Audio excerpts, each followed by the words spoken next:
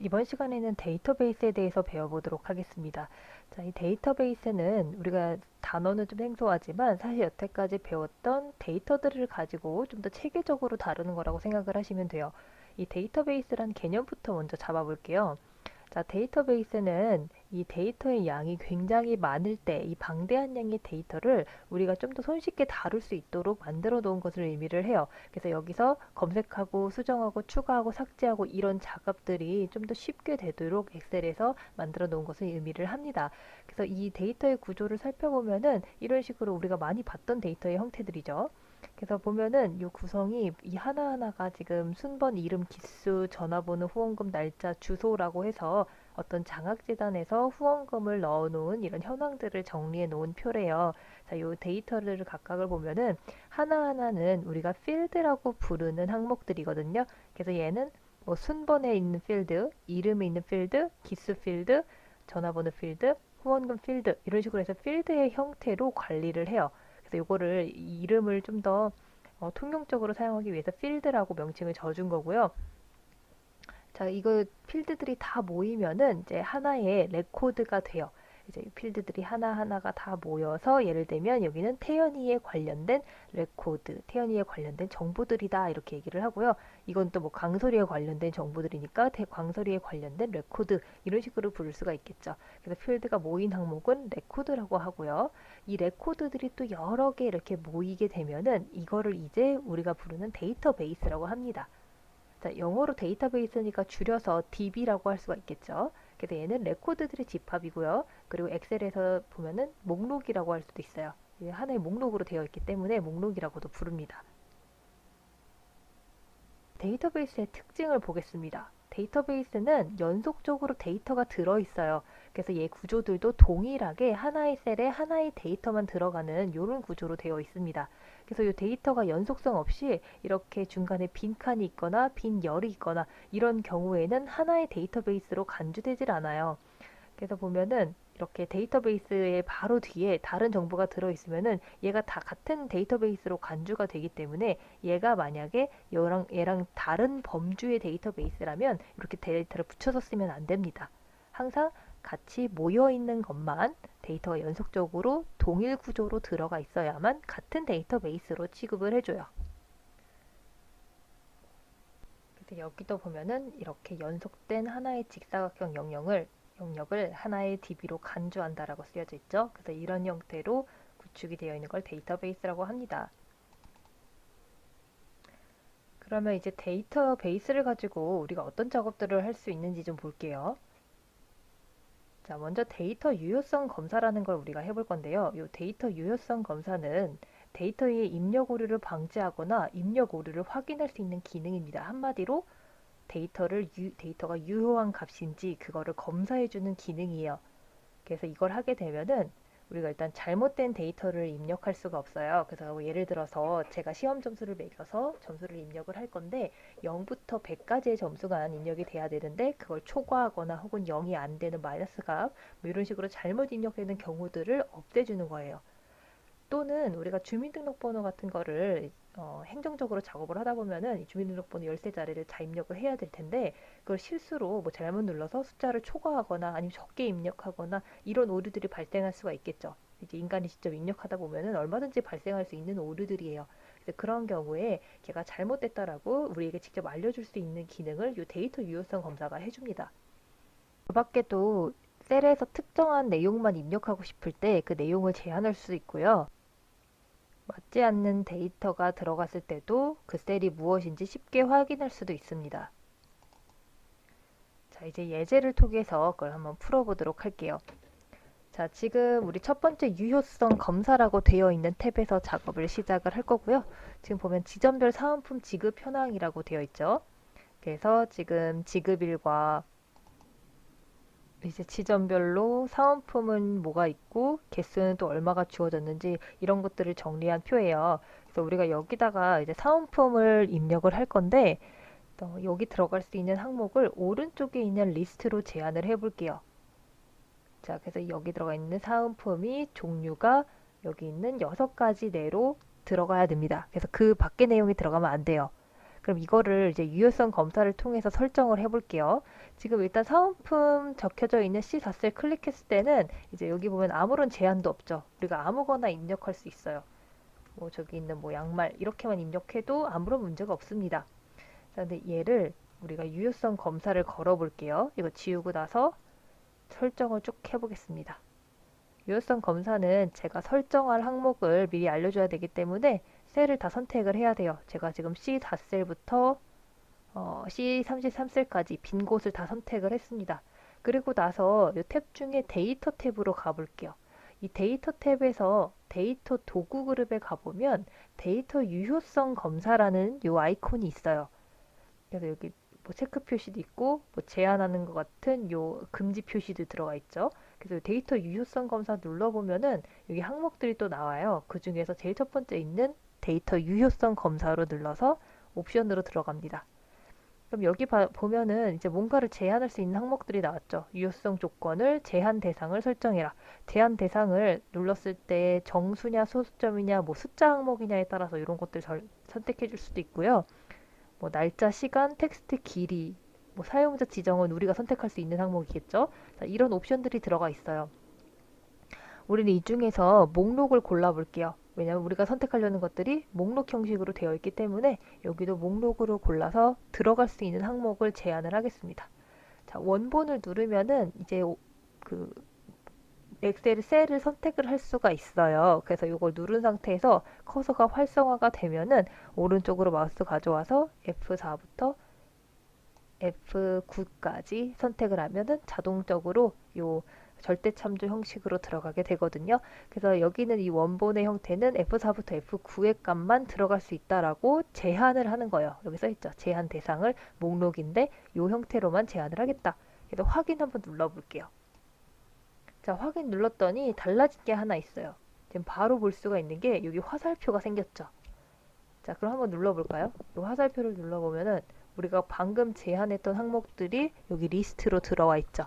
그래서 이거를 하나하나 눌러서 우리가 원하는 항목 넣어줄 수가 있어요. 그래서 뭐 대략적으로 몇 개만 연습 삼아서 한번 넣어보세요. 뭐 골고루 한번 넣어볼게요. 그래서 뭐 주방 뭐 이런 식으로 해가지고 넣고, 자, 만약에 여기서 제가 다른 항목을 입력했다. 그럼 어떻게 되나 볼게요. 지금 저는 계속 위에 있는 데이터인 뭐 주방 세제 이런 식으로 넣으면 아무 문제가 없었는데 다음 칸에다가 제가 치약을 한번 사은품으로 넣어보고 싶어요. 자, 그러면 무슨 일이 발생하냐면 이렇게 엑셀에 오류가 뜨면서 이 값은 이 셀에 정의된 데이터 유효성 검사 제한에 부합하지 않습니다. 자, 한글말 차례대로 읽어보면 다 이해가 되죠? 이 셀에 정의됐던 이 유효성 검사 내용에 맞지 않는 내용이래요. 자, 그러면 다시 시도 눌러서 다른 항목으로 다시 바꿔줘야 돼요. 자, 이런 식으로 수정을 해주면 됩니다. 자, 이 데이터 유효성 검사를 설정할 수 있는 방법은 여러 가지가 있어요. 예시로 제가 몇 가지 캡처해서 올려놓은 건데, 지금 보면은 제한 대상, 뭐 소수점 또는 정수 이런 식으로 설정하면은 해당 범위를 뭐 0부터 100까지 이렇게 설정을 제한할 수도 있고요. 뭐 날짜를 제한하고 싶다 그러면 특정 날짜 이전의 값만 제한할 수 있도록 이런 식으로 설정을 해줄 수가 있어요. 또 다른 예시는 뭐 텍스트 길이를 뭐 주민등록번호가 여기 예시에 해당이 되겠죠. 열쇠 자리만 입력하고 싶다 그러면 길이의 제한을 13까지만 제한을 하겠다. 이렇게 설정할 수도 있어요. 자, 그리고 여기 옆에 메시지들 보면은 요 설명 메시지, 오류 메시지 요런 탭들이 있거든요. 그래서 하나하나 눌러보면은 여기 관련된 우리 설명하는 메시지, 요 내용을 입력하기 할 때 설명하는 메시지, 그리고 나서 오류가 났을 때 뜨는 메시지. 아까는 뭐 잘못됐어서 다시 입력해라 이런 메시지가 떴는데 여기 들어가는 메시지도 우리가 선택해 줄 수가 있습니다. 그래서 보면은 데이터 유효성 검사에서 우리 방금 봤던 항목 다시 볼게요. 설명 메시지에 뭐 셀을 선택하면 나타날 메시지, 뭐 사은품을 선택하세요. 목록 중에서 선택하세요. 자, 이런 식으로 하면은 설명 메시지가 걸려요. 그래서 지금 여기 가져다 대면은 지금 셀 선택한 데에다가 이런 항목이 뜨죠. 또는 오류 메시지에서 잘못됐을 때 뭐 이렇게 아이콘 경고 메시지를 뜨겠다. 오류해서 다시 입력 하세요. 자, 이렇게 걸어 볼게요. 지금 셀을 선택한 요 C11에만 적용이 되고 있어요. 여러분이 마지막으로 선택한 셀에 이게 적용이 되고 있을 거예요. 그래서 아까처럼 치약을 입력을 해보자면 다시 입력하세요. 오류 뭐 이런 식으로 나오죠. 이런 식의 선택을 저기서 옵션으로 걸어줄 수 있다는 걸 보여준 겁니다. 자, 이번에는 잘못된 데이터를 찾아볼 거예요. 자, 잘못된 데이터를 찾는 거는 이 비열에 있는 지점을 가지고 해볼게요. 자, 지점 항목들을 이제 눈으로 쓱 보면은 뭔가 잘못된 것들을 발견할 수 있어요. 우리 무산이라는 데 들어가 있죠. 뭐 대진이라는 것도 있고요. 뭐 이런 식으로 지금 지역 명칭 중에 이렇게 숨어 있는 이런 함정들이 있습니다. 그래서 이것들을 찾아볼 건데 우리 눈으로 찾으면 한참 걸리잖아요. 실수할 수도 있고 잘못해서 못 찾을 수도 있고. 자, 이러니까 여기서 유효성 검사가 도와줄 거예요. 자, 이걸 들어갈 항목을 쭉 선택을 합니다. 저 위에서 33셀까지 선택을 하고 이 데이터 유효성 검사로 들어갈게요. 이렇게 누르면 바로 떠요. 그래서 이 데이터 유효성 검사로 들어와서 우리 설정 값을 변경을 하겠습니다. 자, 이번에도 들어가는 내용이 목록이겠죠. 목록으로 들어가 있으니까. 자, 그리고 나서 이제 원본을 선택을 할 건데 아까처럼 이렇게 원본이 주어진 게 없어요. 그래서 우리가 여기다 직접 입력을 할 겁니다. 뭐라고 입력을 하냐면 서울 일단 꼭 들어가야 되고요. 대전 들어가야 되고 대구, 부산, 광주 이렇게 5가지 항목을 꼭 제가 지정을 하고 싶어요. 그래서 이거를 유효성 제한 대상으로 요 5개가 아니면은 틀린 거다 이렇게 넣는 방법으로 설정을 할 수가 있습니다. 그래서 한번 확인 눌러볼게요. 자, 아무것도 일단 안 떴죠. 근데 여기 화살표가 지금 들어가 있거든요. 뭔가 설정이 변경이 됐다라는 뜻입니다. 그래서 이거를 어떻게 확인하냐면 데이터 유효성 검사 다시 누르고요. 잘못된 데이터라고 되어 있는 두 번째 항목 있죠. 이거 선택을 해보세요. 자, 그러면 빨간펜 동그라미 치듯이 우리 두 개, 그리고 저 밑에 내려가면 또 하나 더 있어요. 그래서 세 군데가 제가 선택한 그 5가지 도시 중에 한 항목이 한 항목도 속하지 않는 자, 이런 것들을 골라준 겁니다. 그럼 얘는 골라가지고 대전 이렇게 수정해주면 되고 뭐 무산이라고 된 거는 부산 골라주면 되고요. 또 잘못된 데가 뒤에 있는 무산 이것도 부산으로 변경하면 동그라미가 사라지겠죠. 그래서 이것 원하는 형태로 얼마든지 제한을 걸어줄 수 있어요. 제가 어느 도시를 원하든 간에 이런 것들 지금 책에 있는 예제 외에도 다른 것들로도 제한을 할 수가 있습니다. 이번엔 두 번째 유효성 검사 2라고 돼 있는 곳으로 넘어왔어요. 자, 유효성 검사 2에서는 뭐를 할 거냐면요. 지금 문항 번호별로 1번부터 10번 들어가 있고요. 답지수가 1번에 오지선다형, 2번은 육지선다형, 3번은 사지선다형 이런 식으로 답지 선택수가 달라요. 자, 이거는 이제 시험지겠죠. 시험지마다 이제 어떤 사람들이 선택한 번호를 쭉 기록을 해 놓은 거예요. 그래서 여기 이름을 입력을 할 건데 여기서 하는 가정은 이제 같은 요 시험을 치른 사람들의 이름이 동일한 사람이 없다라는 가정하에 요거를 한번 정리를 해볼 거예요. 그래서 여기 들어가는 이름이 한 번이라도 중복이 되면은 그건 잘못된 데이터예요. 그래서 그거를 설정을 하기 위해서 먼저 B4부터 B9까지 비어 있는 셀, 자, 요만큼을 선택을 해볼게요. 자, 그리고 나서 이제 유효성 검사로 들어갑니다. 자, 이번에는 무엇을 선택을 하냐면 제한 대상을 자, 목록이 아니라 사용자 지정으로 갈 거예요. 지금까지는 정해진 목록이 있었는데 우리는 이름을 정해놓지는 않고요. 여기 들어가는 거를 중복된 내용이 없게 설정을 해보겠습니다. 그래서 여기 없는 리스트에 없는 걸 선택을 할 거기 때문에 사용자 지정으로 들어가고요. 그 다음에 수식에다가 입력을 해볼게요. 수식에 입력에 뭐를 할 거냐면 우리 함수를 썼던 걸 기억을 해보세요. 함수 중에서 count if를 쓸 건데 count if의 특성을 생각을 해보겠습니다. count if는 특정 범위에서 내가 원하는 그 조건이 맞으면은 그 개수가 몇 개인지 세줘라라는 함수였어요. 그래서 써보면은 count if 쓰고요. 자, 그 다음에 범위를 선택을 할 건데 자, B4부터 B9까지죠. 그래서 선택을 했고요. 자, 그 다음에 이 값이 첫 번째 있는 셀을 기준으로 자, 여기다가 먼저 적용을 시킬 거기 때문에 B4에서 B9의 값이 B4다. 그러면은 값이 딱 한 번만 나와야 돼요. 자, 근데 이 값을 첫 번째 셀을 기준으로 해서 자동 지우기로 완성을 할 거기 때문에 B4에서 B9 셀은 F4를 한번 눌러서 이렇게 절대 참조를 씌워줍니다. 또 확인 한번 눌러볼게요. 자, 이제 제대로 설정이 됐는지를 이름을 입력하면서 한번 확인을 해보겠습니다. 차례대로 이름을 입력을 해볼게요. 뭐 이런 식으로 쭉 입력을 하다가 제가 최고수라는 이름을 첫 번째 입력했던 걸 똑같이 다시 입력을 했어요. 자, 그럼 뭐가 나와요? 이 값은 셀에 정의된 데이터 유효성 검사 제한에 부합하지 않습니다. 왜냐면 제가 동일한 값이 나오면 잘못된 걸로 잡아달라고 했기 때문에 오류가 뜨게 되죠. 그래서 들어가서 뭐 최고유 뭐 이런 식으로 이름을 바꿔주면 완성이 됩니다. 그 다음 작업으로는 뭐를 할 거냐면요. 여기 뒤에 들어가는 이 답지를 5지선다형, 6지선다형, 4지선다형 이런 식으로 답지수를 제한한다 그랬죠.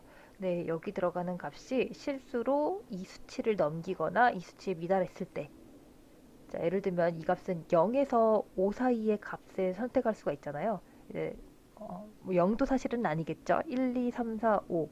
자, 그 중에 하나를 골라야 돼요. 그리고 얘는 1, 2, 3, 4, 5, 6 중에 골라야 돼요. 자, 그래서 이 제한을 0보다는 크되 5보다는 작거나 같은, 그리고 얘는 0보다는 크되 6보다는 작거나 같은 항목으로 여기 선택지를 다 제한을 할 거예요. 자, 이걸 한 번에 다 제한을 시켜볼게요. 자, 데이터 유효성 검사 들어가고요. 얘는 사용자 지정으로 넘어갑니다. 자, 사용자 지정에서 등호를 먼저 쓸 거고요. 여기 넣는 값을 이번에 뭐를 할 거냐면 잘 생각을 해보세요. 조건이 지금 0보다 큰 게 하나 있어야 되고요. 답지수에 입력된 C3셀에 입력된 이 값, 자, 이 값보다는 작아야 돼요. 두 가지 조건이죠. 두 가지 조건을 모두 다 충족하는 것만 가지고 가야 됩니다. 자, 두 가지 조건을 모두 다 넣는 거는 자, AND로 우리가 논리함수를 사용을 했었어요. 자, 그리고 나서 이제 C4셀이 기준이니까 C4셀 선택을 하고요. 이제 C4셀의 값이 0보다 커야 되고, 그리고 이 값이 C3셀에 있는 것보다는 작거나 같아야 되죠. 자, 그럼 여기까지 수식을 다시 한번 볼까요?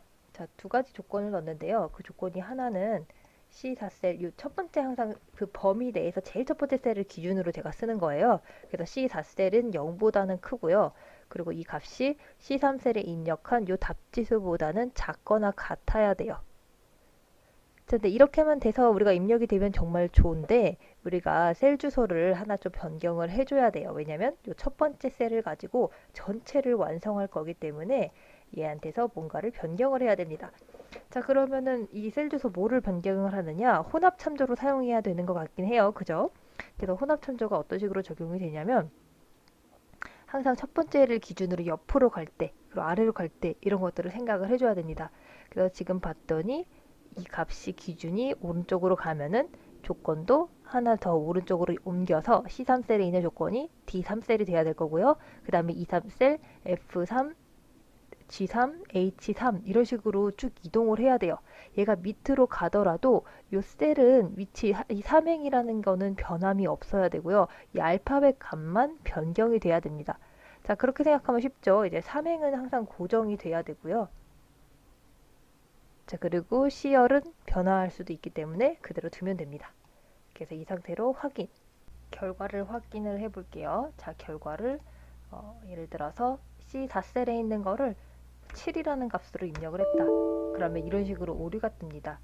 그러면 다시 시도해서 뭐 다른 값 원래 0에서 5 사이에 그로 변경을 해주면 되겠죠.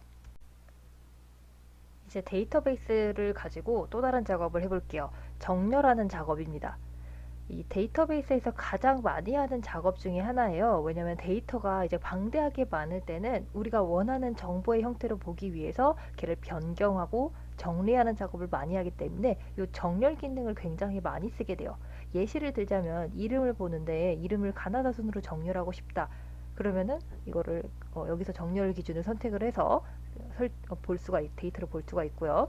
그리고 뭐 성적을 가장 뭐 높은 순에서 낮은 순으로 보고 싶다. 그러면 내림차순 정렬 이런 것도 가능하고 뭐 쇼핑몰 목록을 가격을 제일 뭐 낮은 순에서부터 보고 싶다. 이런 형태로도 정렬이 가능합니다. 그래서 정렬하는 방법은 네 가지가 있어요. 그래서 단일로 하나의 정렬만 하는 경우도 있고요. 여러 개 기준 설정하는 방법, 그리고 우리가 직접 지정하는 방법, 자, 이런 것들이 있습니다. 그리고 정렬하는 범위를 지정해서 이렇게 정렬하는 방법도 있어요. 그래서 이거를 차례대로 한번 해볼게요.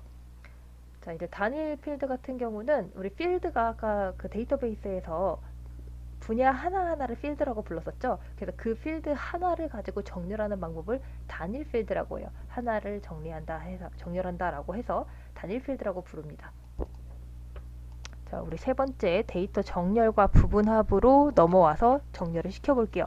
지금 데이터베이스가 눈앞에 있고요. 봉사활동 현황이라고 해서 이 하나의 필드별로 모여서 레코드가 되고 이게 하나의 데이터베이스로 구성이 되어 있어요. 자, 우린 여기서 단일 필드 정렬을 먼저 시켜볼게요.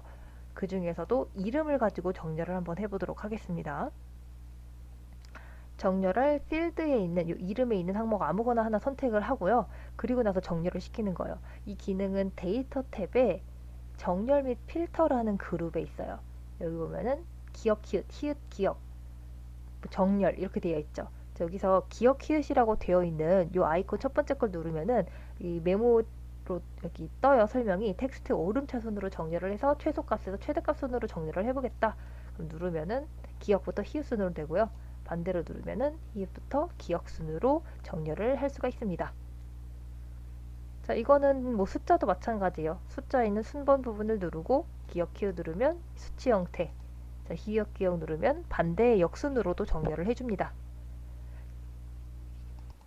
자, 다중 필드 같은 경우는요, 여러 가지 필드로 정렬을 해요. 그래서 여러 필드로 정렬할 때는 이 정렬이라는 아이콘을 사용을 해야 되거든요. 그래서 여기서 데이터베이스의 셀 아무거나 이제 클릭을 한번 하고요. 자, 그 다음에 정렬을 한번 눌러볼게요. 그럼 여기서는 이제 여러 가지 옵션들을 줄 수가 있어요. 다중 필드이기 때문에 여러 가지 필드들을 선택을 할 수가 있습니다.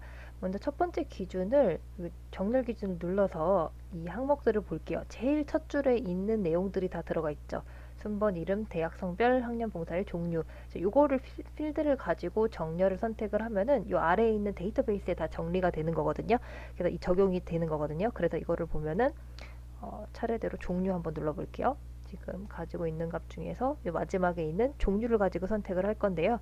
이거를 셀 값을 보면 셀 색깔, 뭐 글꼴색, 뭐 아이콘 이런 것들로 조정을 할 수가 있는데 우리는 안에 들어가 있는 값을 기본으로 하는 거니까 셀 값 선택을 해주고요. 마지막에는 한번 오름차순으로 해볼게요. 자, 이렇게 해서 하나가 이제 옵션이 들어갔고요. 그 다음에 기준을 하나 더 추가를 합니다. 자, 이번에 기준은 뭐냐면요. 종류 선택을 해서 쭉 정렬이 다 끝나면은 이제 그 다음 걸로 봉사일을 해볼게요. 종류 뭐 예를 들어 해외 값을 다 모았으면은 그 중에서 이제 봉사일을 골라서 그걸 내림차순으로 정렬을 해보겠습니다. 자, 순서대로 정렬을 해줘요. 그래서 확인 눌러보면은 자, 먼저 이 봉사의 종류가 교육이잖아요. 그래서 교육이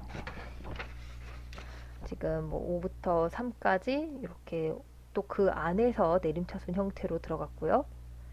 자, 그 다음 것도 마찬가지죠. 농어촌 안에서의 내림차순 형태. 자, 그 다음에 시설 안에서의 내림차순. 자, 이런 식으로 우리가 지정한 차례대로 정렬을 해줘요. 그럼 이번에는 우리가 직접 지정하는 사용자 지정 목록 기준의 정렬을 시켜보도록 하겠습니다. 자, 얘는 단순한 오름차순이나 내림차순이 아니라 특별한 순서로 정렬하는 경우를 의미를 해요. 그래서 단과 대학 순으로 정렬하기가 지금 예시로 들어가 있죠. 그래서 우리가 정렬을 쭉 할 건데 이제 단과 대학별로 정렬을 하고 싶어요. 근데 뭐 가나다 순도 아니고 이제 특정 우리가 뭐 매기고 싶은 순서들이 있겠죠. 그래서 뭐 인문, 사회, 자연 순으로 정렬하고 싶다. 그러면 이대로 입력을 하면 되고요. 부서 순으로도 정렬하고 싶다. 회사에서 뭐 총무부, 판매수, 생산수 뭐 이런 식으로 가나다 순이 아닌 다른 형식으로 지정하고 싶을 때 이런 것들을 사용할 수가 있습니다. 자, 예시를 볼게요. 자, 우리 데이터베이스로 다시 돌아왔고요. 자, 여기서 정렬을 눌러서 선택을 해줄게요. 이거 반드시 요 데이터베이스가 다 선택이 돼 있어야 됩니다. 자, 그럼 원래 있던 기준들을 바꿔줘야 되니까 얘를 삭제를 해볼게요. 기준을 하나씩 눌러서 삭제 누르면 없어지거든요. 그리고 나서 다시 기준 추가하면은 새로운 항목을 만들 수가 있습니다. 자, 여기서 정렬 기준을 우리가 대학으로 할 거고요. 그 다음에 셀 값을 기준으로 할 거고, 마지막으로는 요 정렬 옵션을 자, 오름차순 내림차순이 아니라 마지막에 있는 사용자 지정 목록으로 갈게요. 자, 이걸 누르면은 이렇게 옵션이 떠요. 그래서 우리가 흔히 사용하는 것들을 여기 지정 목록으로 저장을 해놨고요. 우리는 여기 없는 거를 추가를 해볼 거예요. 지금 가지고 있는 거를 인문, 경상, 자연, 공과 이 차례대로 지정을 해볼게요. 자, 그리고 나서 추가 누르면은 왼쪽 아래에 이렇게 항목이 들어가거든요. 그리고 목록 항목이 오른쪽에 다시 이렇게 뜨게 됩니다. 그럼 얘를 이제 선택을 해서 확인 눌러주면 돼요. 그럼 여기 미리 정렬하는 방식을 알려주죠. 그리고 마지막으로 확인 누르면은 자, 우리가 원하는 순으로 제대로 정렬이 됐네요. 그 다음 기능으로 이제 부분합을 보겠습니다. 자, 부분합 기능을 사용을 할 건데요. 여러분들 너무 이제 머리 터진다 싶으면 중간중간 알아서 쉬고 오세요. 이걸 내용이 원래 우리 10분씩 쉬는 시간을 가져야 되기 때문에 본인이 좀 과부하 걸린다 싶으면은 알아서 이제 쉬면서 진행을 하기 바랍니다. 그래서 부분합 기능에는 뭐가 있냐면요. 부분합은 함수를 이용하지 않고도 비슷한 결과를 얻을 수 있는 기능이에요. 그래서 합계, 평균, 뭐 최고, 최소값, 개수 이런 것들 다양하게 구할 수가 있거든요. 그래서 얘를 하려면은 일단 기본적으로 해야 되는 옵션이 있어요. 필드들에 대한 그룹화를 먼저 진행을 해야 됩니다. 왜냐면 부분적으로 제가 저런 평균값을 낼 거고 합계값을 낼 거고 이럴 건데 얘들이 어떤 식으로 그룹이 묶여져 있는지 정리를 안 해주면은 이 계산할 때 엑셀이 제대로 수행해주지 못하거든요. 그래서 그거를 반드시 정렬을 해서 내가 뭐를 가지고 이 작업을 할 건지 그 알려주기 위한 작업을 해야 돼요. 그래서 이 기능을 보면은 이런 식으로 적용이 돼요. 여기서 지금 뭐 경산값마다 합계를 구하고 공과값마다 합계 구하고 자, 이런 식으로 봉사일의 합계 이렇게 계산을 하는 이런 형태를 만들어주는 게 부분합 기능인데 자, 예를 들어 제가 정렬을 제대로 안 했어요. 자, 그러면은 경상이 위에도 있고요. 저 밑에 봤더니 밑에도 경산값이 있네요. 이 합계값이 여기저기 분산돼 있죠. 공과값도 위에도 있고 아래도 있고 그렇기 때문에 우리가 얘를 한 곳에 묶어서 경상은 경상끼리 정렬, 공과는 공과끼리 정렬, 인문은 인문끼리 정렬 이런 식으로 한번 정렬을 해줘야만 이렇게 올바른 형태의 부분합 기능이 나오게 됩니다. 그래서 정렬을 하는 기능을 한번 할 거고요. 이거를 하게 되면은 이렇게 옆에 윤곽선 같은 윤곽선이라고 하는 자, 요 기능들이 같이 뜨게 돼요. 그래서 이거를 가지고 한번 사용을 해볼게요. 데이터베이스 셀을 클릭을 하고요. 자, 우리는 그 데이터 탭에 계속 사용을 하고 있고 개요 그룹에 있는 부분합이라는 걸 선택을 합니다. 자, 부분합 옵션을 하나하나 살펴볼게요. 그룹할 항목 첫 번째 게 있고요. 사용할 함수 그리고 부분합 이름 자, 그리고 아래에 다른 옵션들도 같이 포함이 되어 있습니다. 그룹화할 항목은 우리가 정렬해 놓은 걸 대상으로 사용을 하면 되고요. 사용할 함수 같은 경우는 여기 들어가는 게 합계 평균 최대 숫자 개수 카운트하는 거, 뭐 표준 편차 이런 것들 좀 쉽게 사용할 수 있는 함수들을 몇 가지 묶어놨어요. 자, 그리고 나서 두 번째 있는 부분합 계산 항목이라는 곳에서는 실제로 이 함수를 적용시킬 걸 선택을 합니다. 그래서 이거를 대학으로 그룹화를 한 다음에 제가 직접적으로 개수를 뭐 이렇게 선택을 했을 때 구하고 싶은 거는 봉사일이다. 혹은 뭐 합계를 구하고 싶은 거는 봉사일이다. 자, 이런 식으로 우리가 계산할 필드를 여기서 선택을 해줘요. 그리고 마지막에 있는 요 세 가지 옵션들은 뭐냐면요. 차례대로 이제 그 새로운 값으로 대치 이 항목은 이 부분합의 통계를 낼 때 그거를 새로 값으로 낼 때마다 다른 값으로 대체를 할 건지 아니면은 대체를 하면은 계속해서 그 아래다가 데이터를 그 값을 추가를 할 건지 이런 것들 정해주는 거거든요. 그 다음에 이 네 번째 있는 그룹 사이의 페이지 나누기는요. 이거는 인쇄할 때 사실 쓰기 위한 옵션으로 만들어 놓은 거예요. 그래서 그룹 사이에서 페이지 나눠가지고 인쇄할 때마다 다른 장으로 이렇게 그 나눠서 출력을 하는 이런 방식이기 때문에 이거는 지금 굳이 선택을 안 해도 되고요. 마지막에 있는 옵션은 요 데이터 아래의 요약 표시 이거는 그룹화한 항목 밑에다가 그 값을 낼 건지 아니면 위쪽에다가 값을 낼 건지의 차이거든요. 그래서 뭐 예를 들면은 뭐 데이터가 이렇게 그룹으로 있을 때 뭐 인문 뭐 이렇게 쭉 묶었을 때 요 앞에다 아래다가 데이터를 그 요약 표시를 넣을 건지 아니면 위쪽에다가 데이터 요약 표시를 넣을 건지 요 차이예요. 요 선택하느냐 마느냐가 이런 식의 옵션들이 들어가 있습니다. 자, 그러면 여기서 이제 데이터베이스 셀을 선택을 하고 부분합으로 들어가서 정렬을 다시 시켜볼게요. 자, 그룹할 항목 우리가 대학별로 선택을 했고요. 그리고 사용할 함수는 합계로 둬볼게요. 그리고 봉사일을 추가를 하겠습니다. 자, 이렇게 옵션을 주고 자, 새로운 값으로 됐지 그냥 이렇게 눌러서 한번 확인을 해볼게요. 자, 그러면은 자, 이런 식으로 이제 대학별로 요약이 쭉 나와요. 이제 합계는 요약이라는 말로 나오거든요. 그래서 이 봉사일의 총합은 68, 경상대학은 37 이런 식으로 정리가 됩니다. 그리고 나서 이제 왼쪽에 보면 특이한 게 이제 생긴 거죠. 이거는 윤곽선이라는 거고요. 이 윤곽선의 특징은 자, 숫자를 누를 때마다 자, 한 단계 아래에 있는 데이터 값을 보여준다라는 거예요. 보기 쉽게 만들어준 거예요. 그래서 한 2번 정도 누르면은 요약한 값으로만 살펴볼 수가 있죠. 그리고 요거 디테일하게 또 하나하나 보고 싶다 그러면 요 플러스 버튼 눌러서 확인할 수도 있고 다시 닫아줄 수도 있습니다. 자, 이런 식의 것들은 한 번씩 눌러보면은 금방 익숙해질 거예요. 그래서 이렇게 할 수가 있고 여기서 값을 하나만 더 추가를 해볼까요? 부분합 다시 눌러서 자, 이번엔 봉사일이 평균 값을 알고 싶다. 그러면은 이번에 새로운 값으로 대체하면은 요 인문 요약이라고 된 값에 평균 값이 대체돼서 들어가거든요. 그러니까 요거를 해제를 하고 확인 눌러볼게요. 자, 그러면은 여기에 항목이 하나 더 추가가 됐죠. 그리고 여기도 윤곽선이 하나 더 늘어났어요. 자, 이런 것들 몇 가지 더 눌러보면은 여러분이 금방 익숙해질 겁니다.